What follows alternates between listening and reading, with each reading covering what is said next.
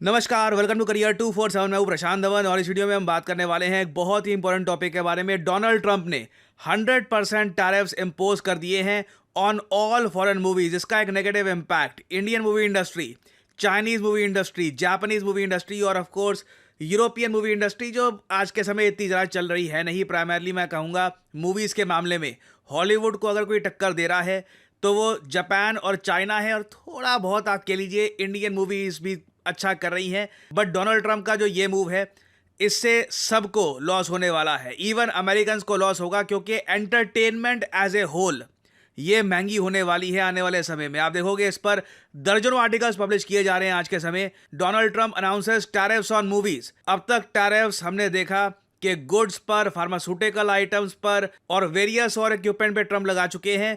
ये पहली बार है जब ट्रंप एक इंटेलेक्चुअल चीज़ को, एक ऐसी चीज़ जिसको आप टेक्निकली छू नहीं सकते, उस पर 100% ये टैरिफ लगा रहे हैं। यूजुअली मूवीज पर इस टाइप के टैरिफ लगाए नहीं जाते, मगर ट्रंप की वजह से आज के समय भारत में ऐसे आर्टिकल्स पब्लिश किए जा रहे हैं। Donald Trump versus Bollywood. हालांकि सिर्फ बॉलीवुड तो नहीं है, यहाँ पे कॉलीवुड, टॉलीवुड, वेरियस जो हमारी मूवी इंडस्ट्रीज हैं, सबको ही इससे नुकसान होगा। और इस वीडियो में मैं आपको बताऊंगा कि ट्रंप ऐसा क्यों कर रहे हैं। वैसे मैंने आपको एक इंडिकेशन दे दी थी कि ट्रंप ये सब करने वाले हैं 4 महीने पहले। मैंने ये वीडियो करी थी upload, Trump's insane plan to hit movies with 100% tariff. मैंने इस वीडियो में आपको कैटेगोरिकली बता दिया था कि ट्रंप आने वाले समय में मूवीज पर 100% टैरिफ लगाने वाले हैं। और आप अगर मेरी वैसे एक और पुरानी वीडियो देखोगे ना, ट्रम्प्स प्लान 2025, जब ट्रंप प्रेसिडेंट बने भी नहीं थे, मैंने तब भी आपको बता दिया था कि ट्रंप के क्या अजीबोगरीब प्लान्स रहने वाले हैं।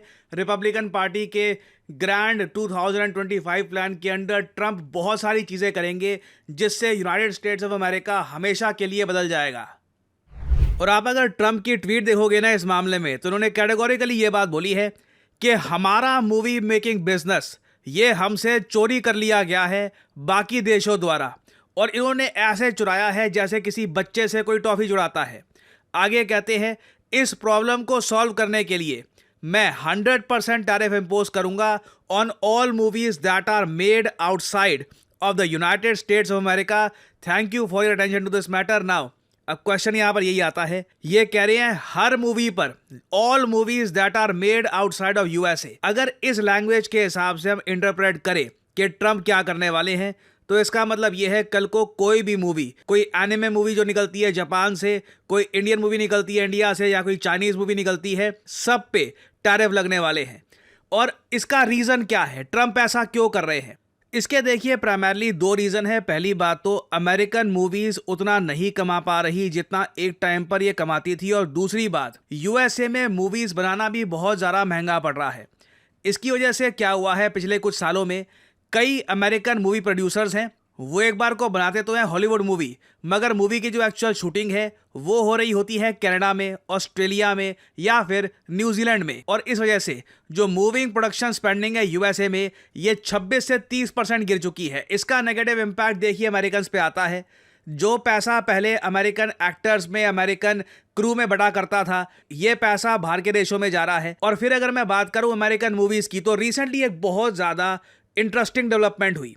जापान की तरफ से एक मूवी प्रोड्यूस करी गई डीमन स्लेयर के नाम से। डीमन स्लेयर एक ऑलरेडी एस्टैब्लिश्ड एनिमे है, अब ये लोग मूवीज़ रिलीज़ कर रहे हैं।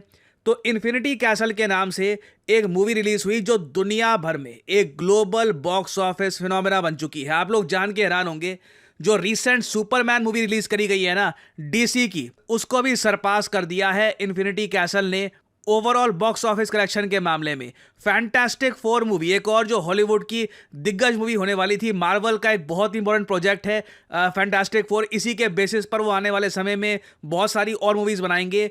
उसको भी डीमन स्लेयर ने एक ऐसी movie that is just completely anime, इसने आराम से सरपास कर दिया।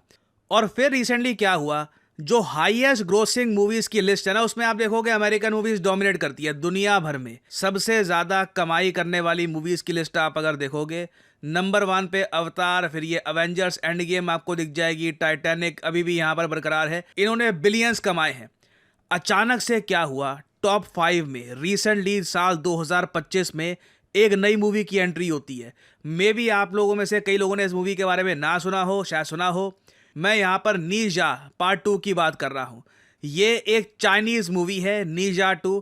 ये एक ग्लोबल बॉक्स ऑफिस फिनोमेना थी। ये मूवी बनाने में इस मूवी का जो बजट था ये था सिर्फ $80 मिलियन।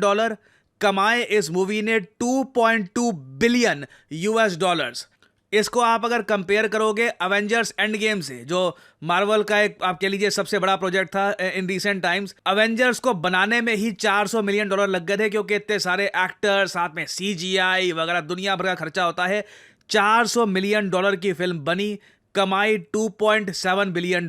तो अमेरिकन ने यहां पर देख लिया है कि चाइनीज और जापानीज मूवीज, इंडियन मूवीज के यहाँ पे मैं बात ही नहीं करूंगा। ऑनेस्टली मैं बताऊं, हमारा जो इम्पैक्ट होना चाहिए था कहीं से नहीं है। इंडियन मूवीज अभी जो highest grossing movies of the all time है ना, इसकी टॉप 50 में भी नहीं है। मे बी इंडिया की इकोनॉमी जैसे जैसे ग्रो करेगी तो शायद इंडिया में कोई ऐसी ब्लॉकबस्टर आ जाए जिसको हम बहुत हैवीली पुश करें और वो चाइना में भी काफी चल जाए, तो जाके हो सकता है कि एक इंडियन मूवी यहाँ पे आपको दिखे। बट ओवरऑल इंडियन मूवीज कमाई के मामले में कंपेयर टू अमेरिकन, जापानीज और चाइनीज मूवीज कहीं भी नहीं आती। और फिर अगर मैं बात करूं कल्चरल इम्पैक्ट की, तो वो तो ना के बराबर आपको दिखेगा।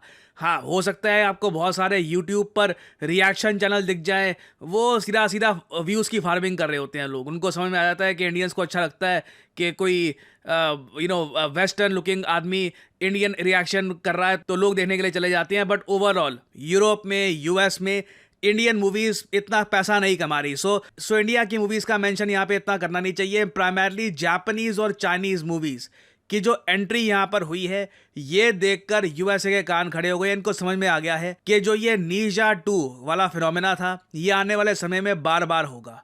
चाइना, जापान की बहुत सारी मूवीज आएंगी और ये टॉप 50 में आप देखोगे आने वाले समय में बहुत बड़ा परिवर्तन आने वाला है।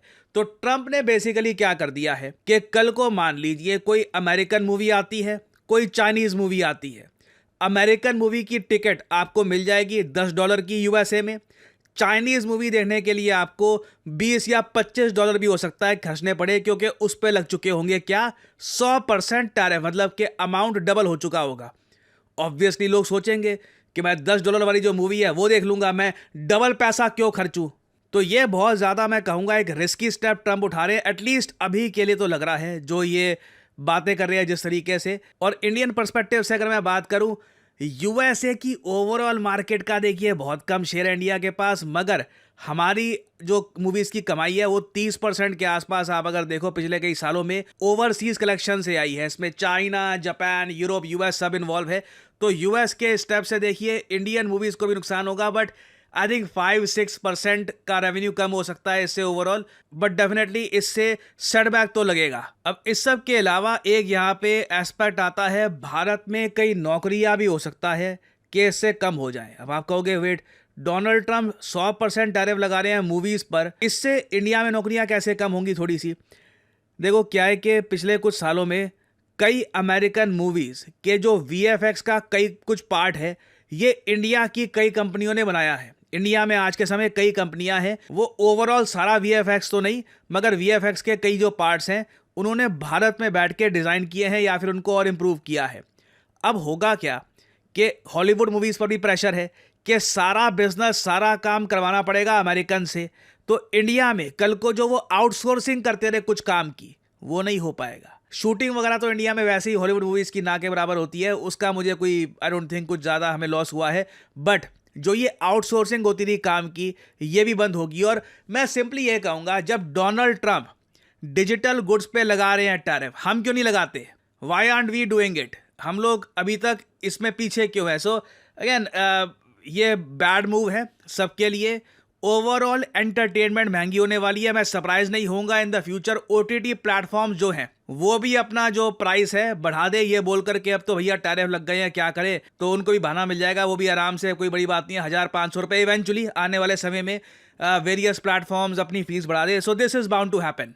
देखिए, लोग काफ़ी बार कहते हैं कि जॉब्स की कमी हो रही है, बट इन रियलिटी जॉब्स बढ़ती जा रही हैं, बस लोग सही जगह सर्च नहीं कर रहे।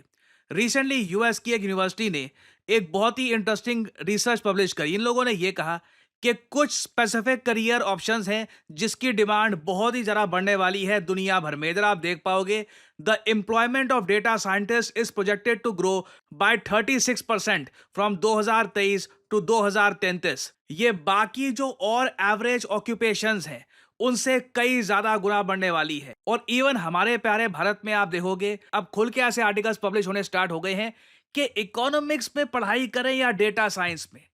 सैड बात यह है कि आप में से कई लोगों के पेरेंट्स को डेटा साइंस के बारे में पता भी नहीं होगा कि आज के समय this has become a great career option for many people. जो डेटा साइंटिस्ट एक वेल रिप्यूटेड एक अच्छी कंपनी में लग गए हैं, they are earning a lot. और इवन आप अगर एक इंडियन स्टार्टअप में भी एज ए डेटा साइंटिस्ट काम कर रहे हैं, आप एक अच्छी सैलरी अर्न कर सकते हैं। क्वेश्चन यहां पर यही है कि क्या आप इतने अवेयर हैं कि बदलते समय के हिसाब से जो न्यू एज जॉब्स हैं उनके लिए आप खुद को स्किल कर पाओगे या नहीं कर पाओगे। क्योंकि इवन वर्ल्ड इकोनॉमिक फोरम की रिपोर्ट ये कहती है कि data analyst, AI specialist, machine learning engineers, data scientist, इन सब की डिमांड इन द फ्यूचर बहुत ज्यादा बढ़ने वाली है। और यहीं पर आपकी हेल्प करने के लिए आता है करियर 247। करियर 247 का state of the art data science course with generative AI आपको फ्यूचर जॉब्स के लिए प्रिपेयर करता है। और वैसे मार्केट में देखो, सिंस डेटा साइंटिस्ट की इतनी डिमांड है, कोर्सेज भी आपको काफी मिलेंगे। ज्यादातर कोर्सेज में आपको प्री रिकॉर्डेड क्लासेस मिलती हैं